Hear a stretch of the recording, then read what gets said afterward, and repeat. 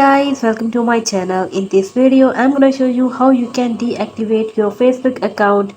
It's super easy and we will make sure you get it right. You just make sure you're logged in and using the latest version, and make sure to watch the complete video carefully to avoid forgetting anything and making mistakes.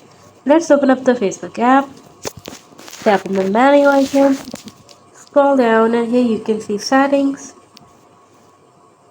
Scroll down again. Tap on access your information, tap on continue.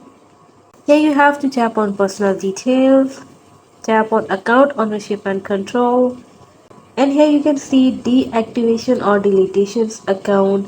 Tap on one of your account that you want to delete. Now here you can see deactivate additional Facebook profile. Just tap on continue. Here you have to tap your password, tap on continue.